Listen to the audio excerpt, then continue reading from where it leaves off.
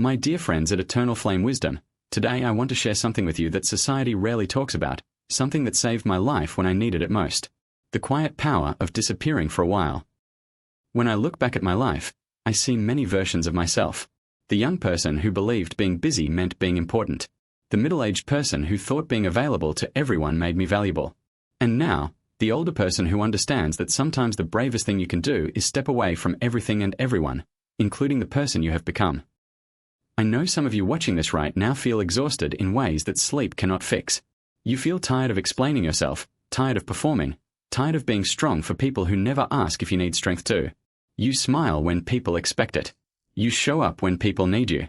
You carry conversations, responsibilities, and emotional weight that was never meant to be carried alone. And maybe, just maybe, you have thought about what it would feel like to simply disappear for a while. Not forever. Not in a harmful way. But just long enough to remember who you are underneath all the roles you play, all the expectations you carry, and all the noise that has filled your mind for too long. There were moments in my life when I disappeared, not because I stopped caring about people, but because I needed to start caring about myself. And what I discovered during those quiet times changed everything. I learned that disappearing is not about running away. It is about running toward yourself. It is about creating space where truth can finally be heard. So today, I want to share with you the lessons I learned about why sometimes the most powerful thing you can do is become quiet, step back, and let the world continue without you for a little while. These are not just theories. These are truths I lived through, mistakes I made, and wisdom I earned by choosing silence when the world demanded noise. The first thing I learned when I disappeared for a while was something both humbling and liberating. The world kept turning. People continued their lives. The sun rose and set. Responsibilities were handled. Problems were solved without me. For many years, I believed I was irreplaceable. Not because I was arrogant, but because I had made myself so available, so present, so constantly involved in everyone's life that I started to believe everything would fall apart if I stepped away. I thought my workplace could not function without me. I thought my family would struggle. I thought my friends would feel abandoned. I carried this belief like a heavy stone, and it kept me trapped in a cycle of constant doing, constant giving, and constant exhaustion. But when I finally allowed myself to step back, something remarkable happened. Life continued. Not because people did not care about me, but because people are far more capable and resilient than we give them credit for.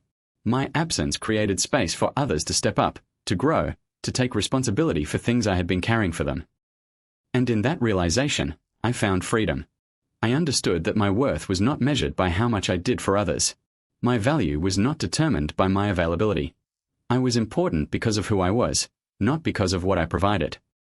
If you are someone who feels guilty about taking time for yourself, I want you to hear this clearly. Stepping away does not mean you do not care. It means you understand that you cannot pour from an empty cup. It means you trust that other people have their own strength, and sometimes they will only discover that strength when you stop doing everything for them. The second thing that happened when I disappeared was terrifying at first, but ultimately transforming. I met myself again. When you are constantly surrounded by people, noise, obligations, and distractions, you can spend years without ever truly sitting with yourself. You become a collection of other people's needs, expectations, and opinions. You forget what your own voice sounds like because it has been drowned out by everyone else's.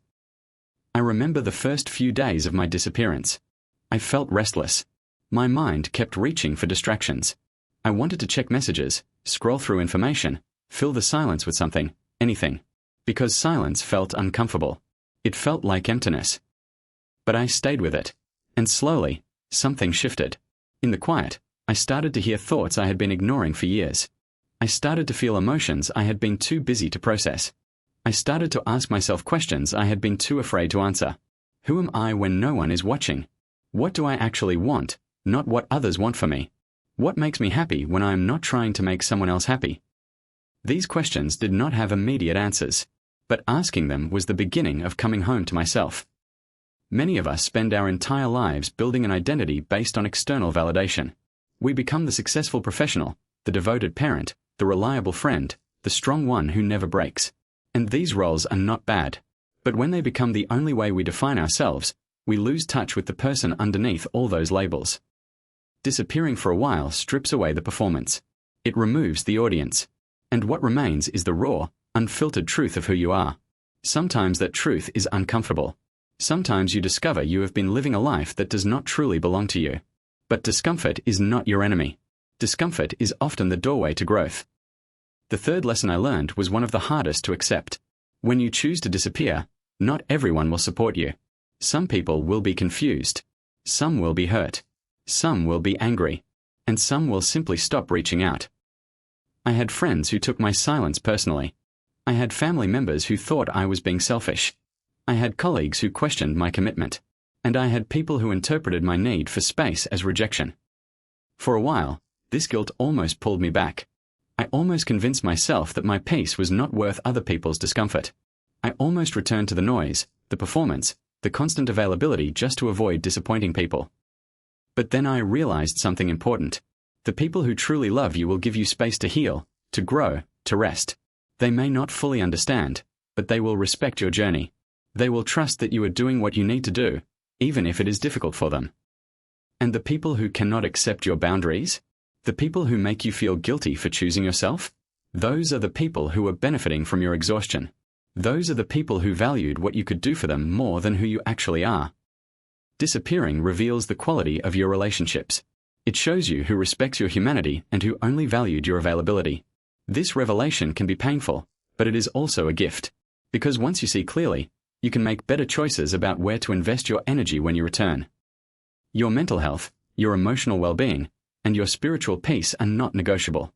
They are not luxuries you earn after you have made everyone else happy. They are necessities.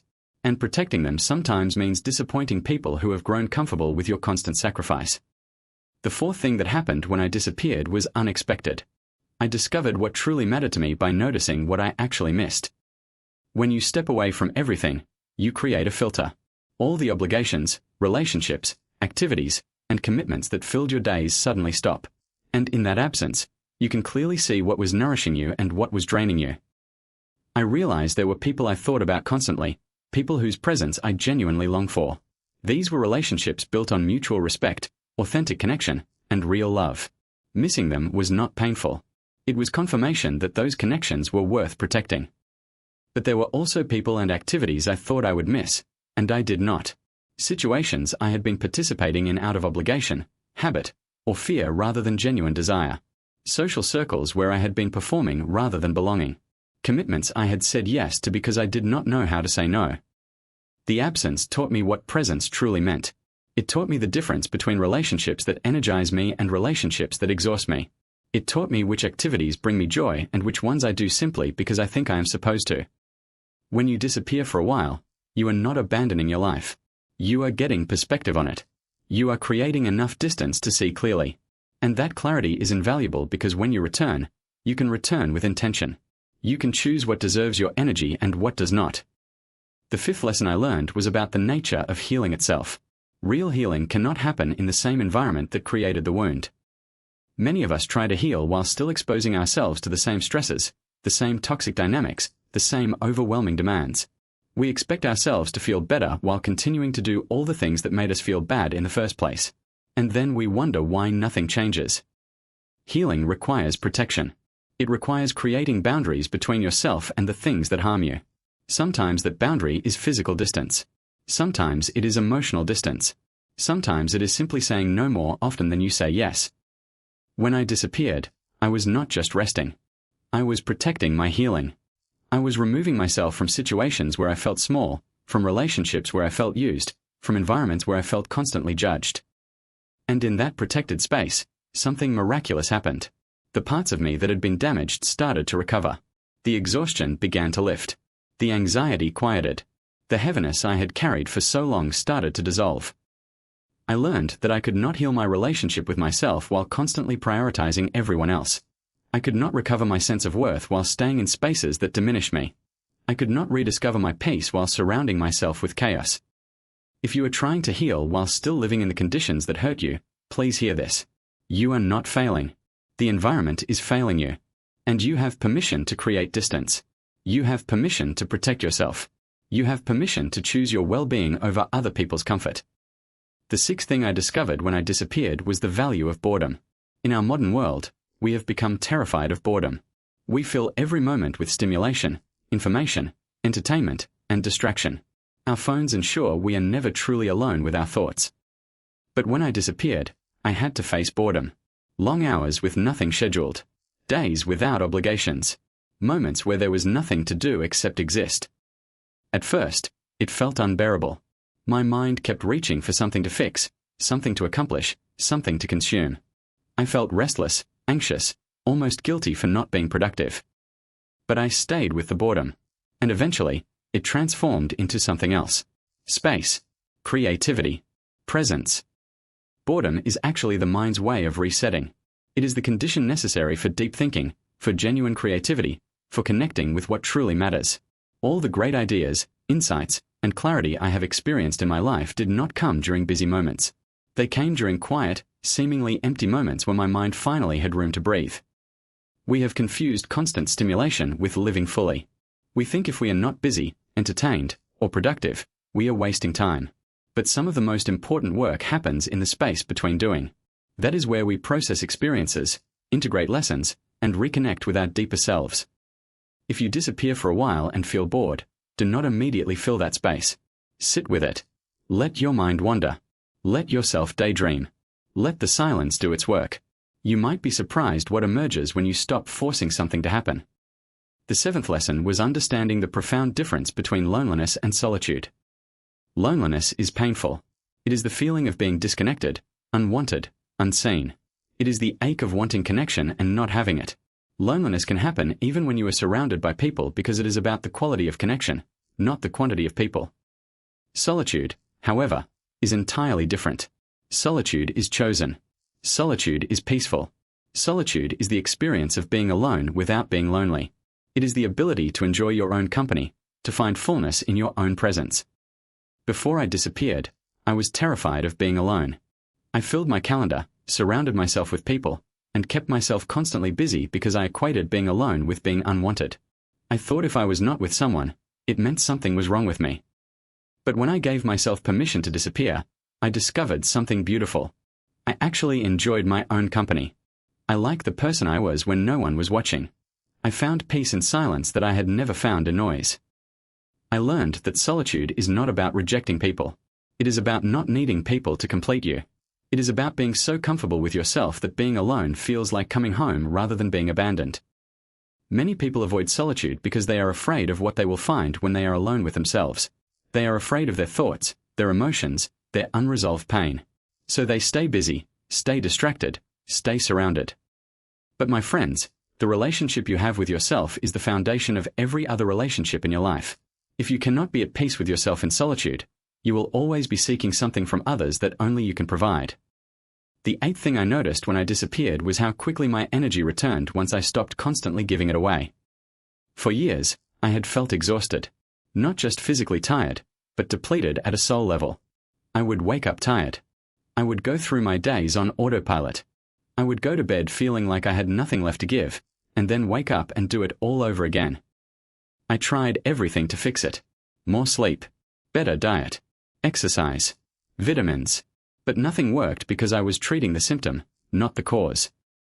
The cause was simple. I was pouring out more energy than I was taking in. I was giving to everyone and everything while never refilling my own well. I was saying yes when I meant no. I was showing up for people who never showed up for me. I was carrying emotional burdens that were not mine to carry. When I disappeared, I stopped all of that. I stopped performing. I stopped people-pleasing. I stopped fixing everyone's problems.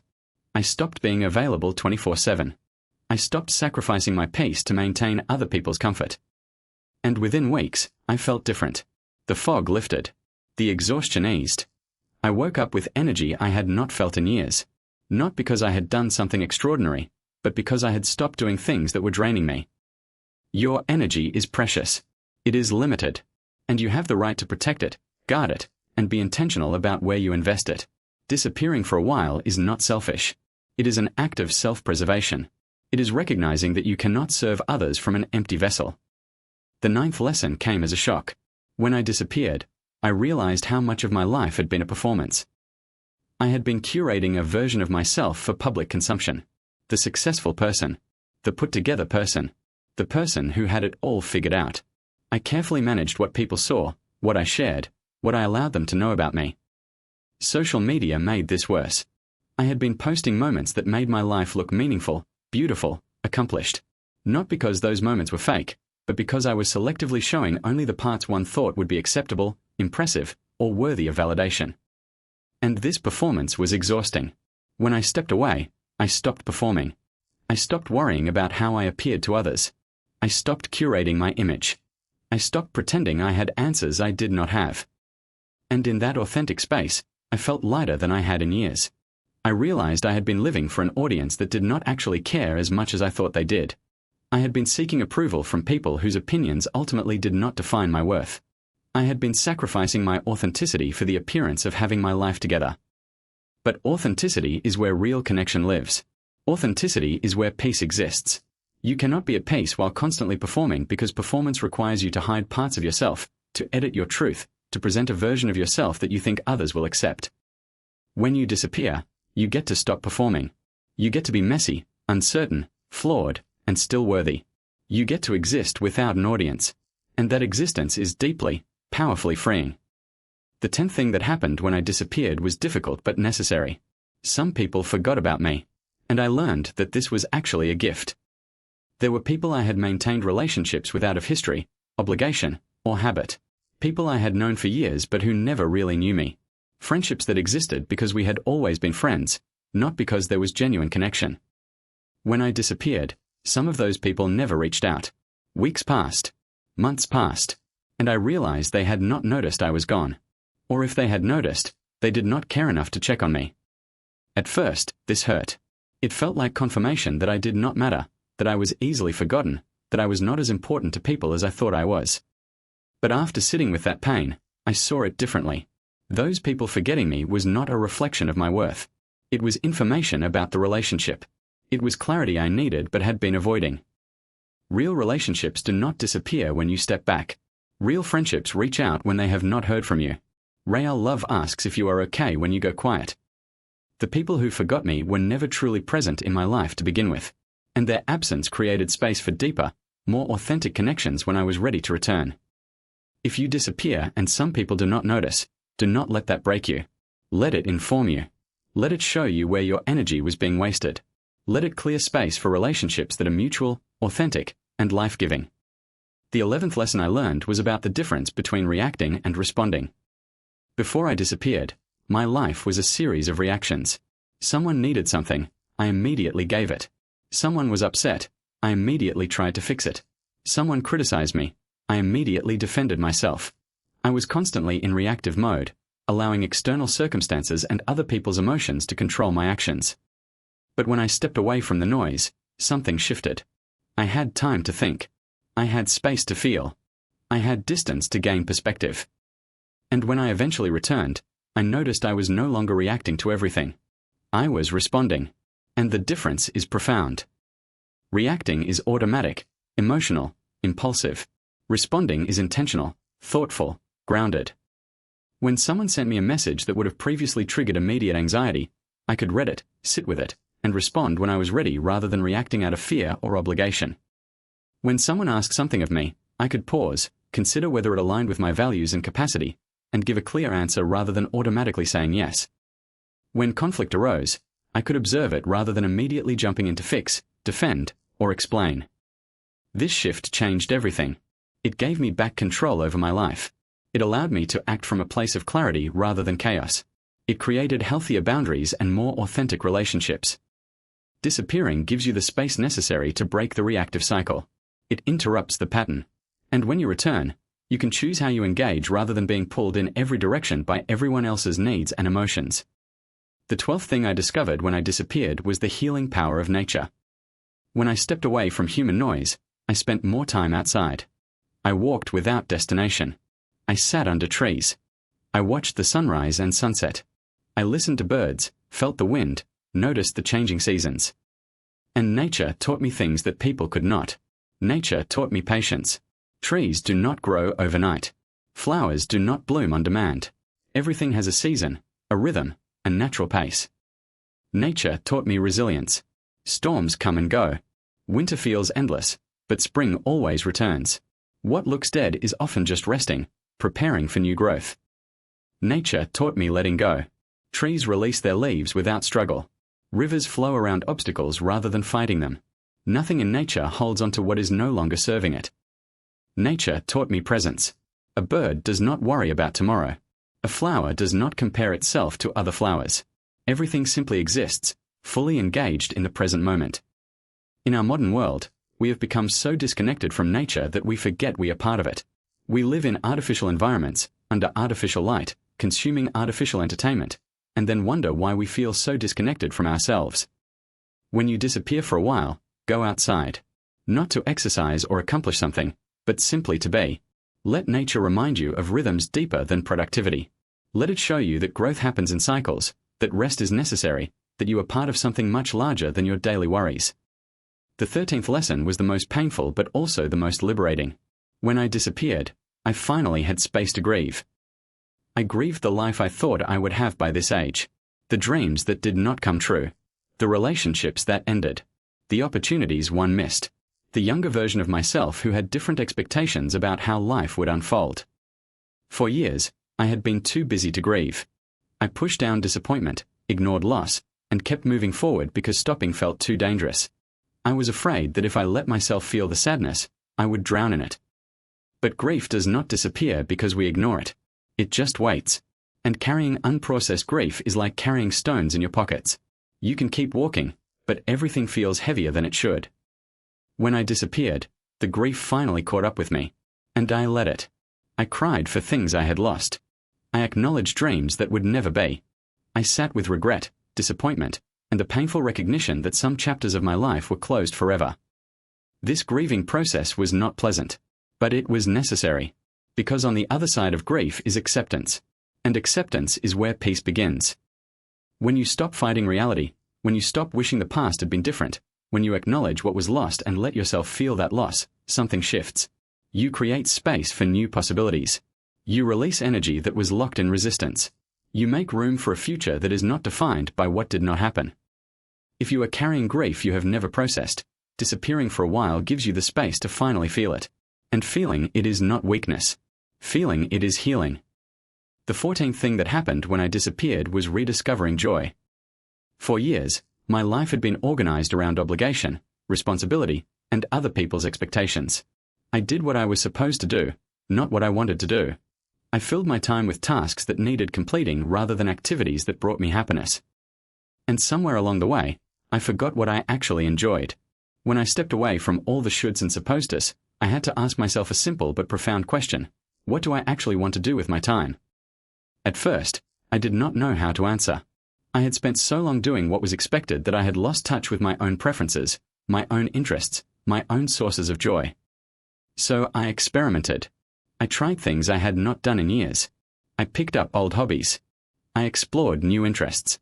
I gave myself permission to do things simply because they felt good, not because they were productive or impressive. I read books that had nothing to do with self-improvement. I listened to music that made me feel alive. I cooked meals I enjoyed rather than meals I thought I should eat. I spent hours on activities that served no purpose except bringing me peace. And slowly, I remembered who I was underneath all the roles I had been playing. Many of us have built lives that look successful on the outside but feel empty on the inside because we have sacrificed joy for achievement, pleasure for productivity, play for performance. When you disappear, you get to reclaim joy. You get to remember what lights you up. You get to build a life around what actually matters to you, not what you think should matter. The 15th lesson I learned was about the relationship between silence and wisdom. Our world is loud. Constant information, constant opinions, constant noise. Everyone has something to say about everything. We are told what to think, how to feel, what to want, and who to be. And in all that noise, our own inner wisdom gets drowned out.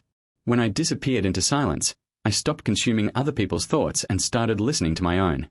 I stopped seeking answers outside myself and started trusting what I knew deep down. I realized that most of the guidance I needed was already inside me. I had intuition I had been ignoring. I had knowing I had been doubting. I had wisdom I had been dismissing in favor of external validation. Silence is not emptiness. Silence is fullness. It is where your truest thoughts emerge, where your deepest feelings surface, where your authentic voice can finally be heard. But accessing that inner wisdom requires creating space. It requires turning down the external volume. It requires trusting that you have answers even when those answers are not immediate or clear. I learned to sit with questions without rushing to answers. I learned to feel uncertainty without immediately seeking solutions. I learned to trust the process of not knowing, believing that clarity would emerge when I was ready to receive it. In our achievement-oriented culture, we are taught to seek knowledge externally, read more books, attend more seminars, consume more content, and while learning from others has value, it cannot replace the wisdom that comes from sitting quietly with yourself. When you disappear for a while, practice silence. Not just the absence of sound, but the absence of input. Give your mind space to speak. Give your heart space to feel. Give your soul space to guide you. The 16th thing I discovered was how much of the urgency in my life was manufactured, not real. Before I disappeared, everything felt urgent. Emails needed immediate responses. Problems needed immediate solutions. People needed immediate attention. I lived in a constant state of emergency, rushing from one urgent matter to the next. But when I stepped away, I realized something remarkable. Very few things are actually urgent. Most urgency is created by expectations, anxiety, and the fear of disappointing others. The emails I thought needed immediate responses could wait days without consequence. The problems I thought required my immediate intervention were often solved by others or solved themselves. The people who demanded immediate attention were often just used to me being immediately available. Real emergencies are rare. Most of what we call urgent is simply us prioritizing other people's timelines over our own pace. When I stopped responding to manufactured urgency, I discovered something powerful. I had time. Time to think, time to rest, time to be intentional rather than reactive. I learned to ask myself, is this actually urgent, or does it just feel urgent? Will this matter in a week? In a month? In a year? Am I responding to a real need or to anxiety? This shift changed how I spent my days. I stopped being controlled by the tyranny of the urgent and started living according to what was actually important. If you feel like you are constantly putting out fires, constantly rushing, constantly behind, I invite you to question the urgency. Much of it is optional. Much of it is other people's priorities disguised as your responsibilities. Much of it will resolve itself if you simply stop treating everything like an emergency. The 17th lesson was learning to say no without drowning in guilt. For most of my life, I was a chronic people pleaser. I said yes to things I did not want to do. I agreed to commitments that drained me. I prioritized other people's needs over my own well-being because I was terrified of disappointing anyone. Every no felt like a betrayal. Every boundary felt like selfishness. Every time I prioritized myself, I felt guilty, like I was doing something wrong. But when I disappeared, I had to say no. I had to create boundaries. I had to protect my space, my time, my energy, and I had to do it despite the guilt. At first, the guilt was overwhelming. I worried I was hurting people. I worried they would think I did not care. I worried they would abandon me. But something interesting happened. The people who truly respected me accepted my boundaries. They did not guilt me. They did not punish me. They simply gave me the space I needed. And the people who could not accept my no, the people who made me feel guilty for having boundaries, those were the people who had been benefiting from my inability to say no. Those were the people who valued my compliance more than my well-being. I learned that no is a complete sentence. I do not owe anyone an explanation, justification, or apology for protecting my peace. I can decline invitations, refuse requests, and remove myself from situations without being a bad person. Saying no is not rejection. Saying no to something that does not serve you is saying yes to yourself, and you are just as worthy of your own yes as anyone else. The 18th lesson came through my body, not my mind. Before I disappeared, I had constant tension in my shoulders. My stomach was always unsettled. I had headaches that would not go away. I slept poorly. I felt disconnected from my physical self, living entirely in my head. I treated these symptoms as inconveniences to be managed rather than messages to be heard. I took medication, pushed through the discomfort, and kept going. But when I disappeared and finally slowed down, my body started speaking more clearly. The tension in my shoulders was stress I had been carrying for years. The stomach issues were anxiety I had been ignoring. The headaches were my body's way of saying I was overwhelmed. The poor sleep was my nervous system stuck in fight or flight mode. My body had been trying to tell me I was not okay, but I had been too busy to listen. When I finally gave myself space to rest, to breathe, to be still, my body began to heal. The tension eased. The stomach settled. The headaches decreased. Sleep became easier. I learned that our bodies hold the truth our minds try to deny. We can tell ourselves we are fine while our bodies scream that we are not. We can push ourselves beyond our limits while our bodies beg us to slow down. Disappearing for a while gave me the opportunity to reconnect with my physical self, to listen to what my body needed rather than constantly overriding its signals, to honor its wisdom rather than treating it like an inconvenience. If your body is uncomfortable, tired, tense, or in pain, it is trying to tell you something, and disappearing might be exactly what you need to finally hear the message. The 19th lesson was perhaps the most identity-shaking of all. When I disappeared, I had to confront who I was without my achievements. I had built my identity around what I did, what I accomplished, what I could point to as evidence of my worth, my job title, my responsibilities, my productivity, my ability to get things done. But when I stepped away from all of that, I had to ask myself a terrifying question. Who am I when I am not doing anything?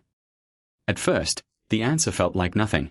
Without my achievements, without my productivity, without my roles and responsibilities, I felt like I did not exist. This was painful but necessary. Because I realized I had confused my worth with my productivity.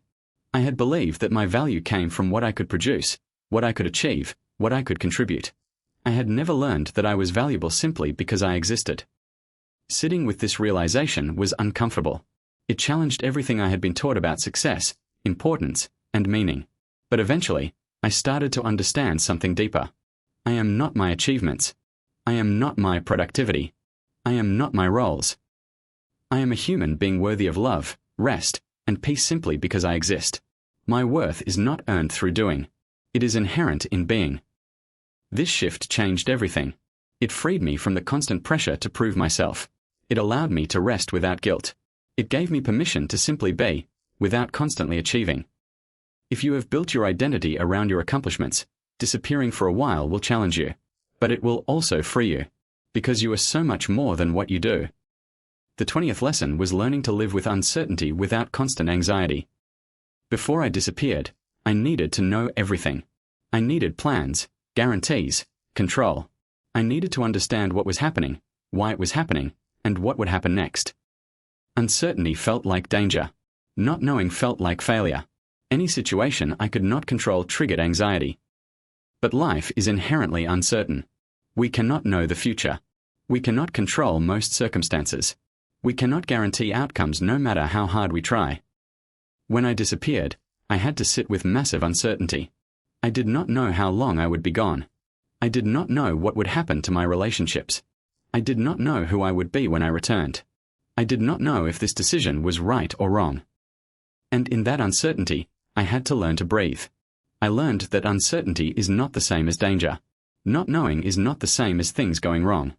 I can be okay even when I do not have all the answers. I learned to ask different questions. Instead of, what will happen? I asked, what do I need right now? Instead of, how will this turn out? I asked, am I honoring myself in this moment? I learned that control is often an illusion. We think if we plan enough, work hard enough, worry enough, we can control outcomes. But life has its own rhythm. And sometimes the most powerful thing we can do is trust the process even when we cannot see the destination. Disappearing taught me to surrender. Not in a passive, helpless way, but in a trusting, open way.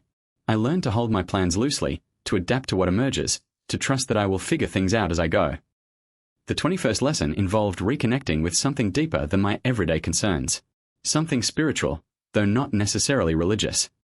When I was constantly busy, spirituality felt like another obligation, another item on a to-do list. Meditation I should do, prayers I should say, practices I should maintain. But when I disappeared, spirituality stopped being an obligation and became an organic need. In the silence, I felt connected to something larger than myself. In nature, I experienced a sense of belonging to the universe. In solitude, I touched a deeper truth that existed beneath all my worries and fears. I stopped following spiritual practices because I thought I should and started following the ones that actually resonated with my soul. I stopped trying to fit my spirituality into someone else's framework and started discovering what felt true for me. For some, this might be traditional religion. For others, it might be meditation, nature, creativity, or simply sitting in wonder at the mystery of existence. I learned that spirituality is not about having all the answers. It is about being comfortable with the questions. It is about recognizing that we are small parts of something incomprehensibly vast and beautiful. This connection brought me peace in a way that achievement never could. It reminded me that my temporary problems exist within an eternal context. It gave me perspective that made my daily worries feel smaller and my existence feel more meaningful. The 22nd lesson was freeing myself from the exhausting need to explain myself to everyone. Before I disappeared, I over-explained everything. Every decision, every boundary, every choice. I felt I owed people detailed justifications for my actions, as if my choices were only valid if others understood and approved of them. This came from deep insecurity. I believed that if people understood my reasoning, they would accept me. If I could just explain myself clearly enough, they would not judge me. But when I disappeared, I stopped explaining. I did not announce it publicly. I did not justify it extensively. I simply stepped away. And I learned something powerful. I do not owe anyone an explanation for living my life in a way that honors my well-being. The people who love me do not need detailed explanations. They trust me. The people who do not trust me will not be convinced by my explanations anyway.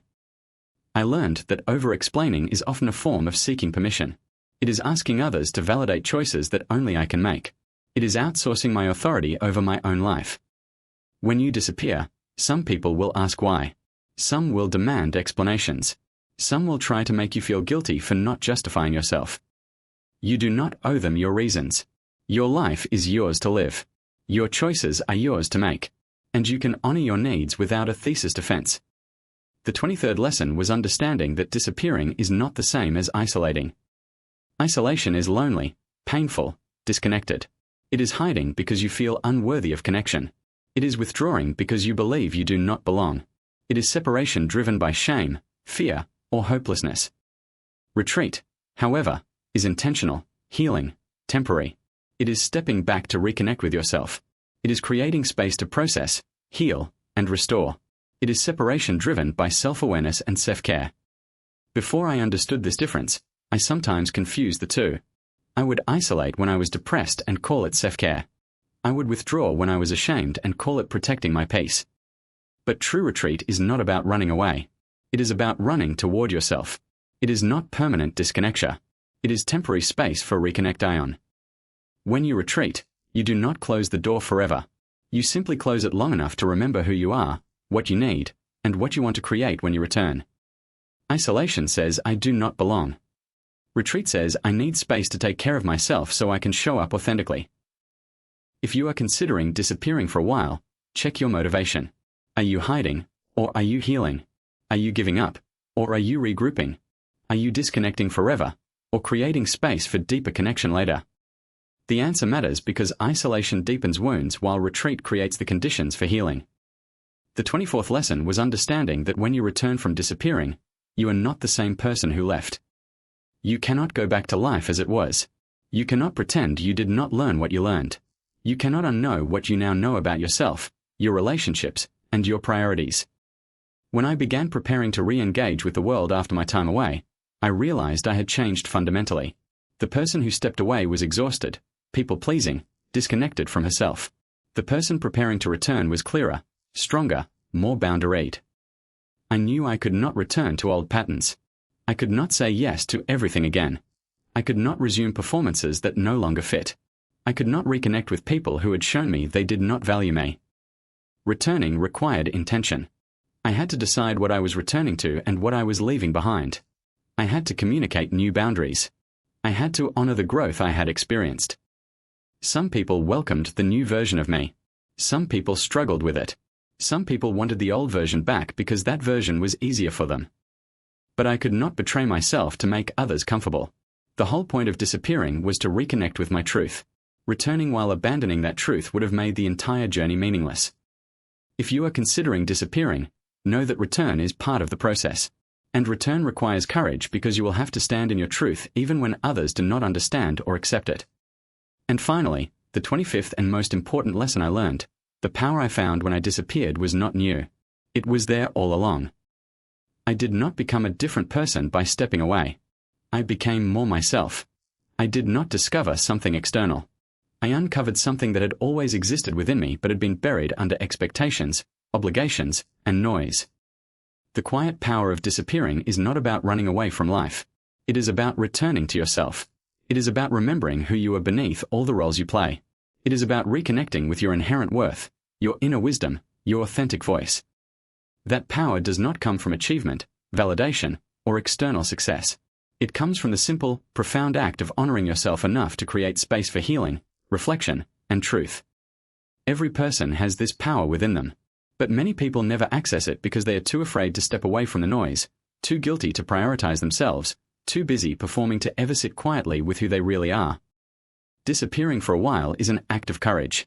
It is choosing yourself when the world demands you choose everyone else. It is trusting that your well-being matters more than other people's comfort.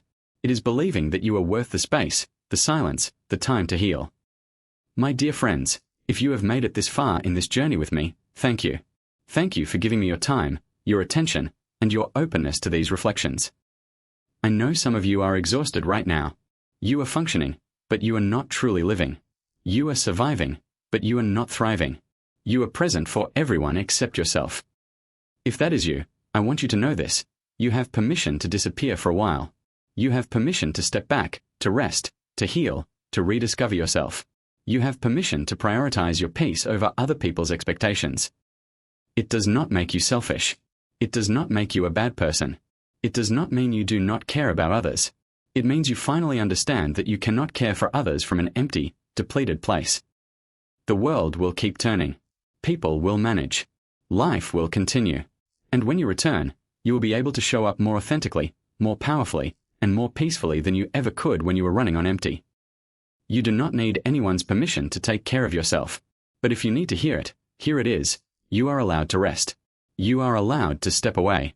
You are allowed to choose yourself. The quiet power of disappearing is not about abandoning your life. It is about reclaiming it.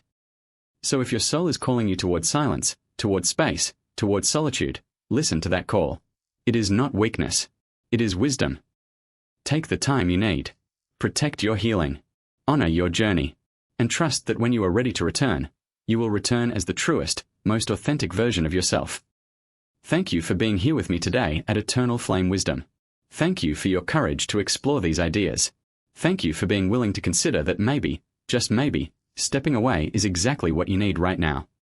Take care of yourself, my dear friends. Be gentle with your heart. Give yourself the same compassion you so freely give to others. And remember that your peace is not a luxury. It is a necessity. I will see you again soon.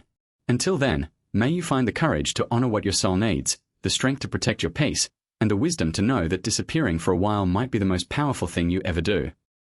Stay safe. Stay true to yourself. And remember, the flame of wisdom burns brightest when we give it the quiet space to grow. Goodbye for now, my friends.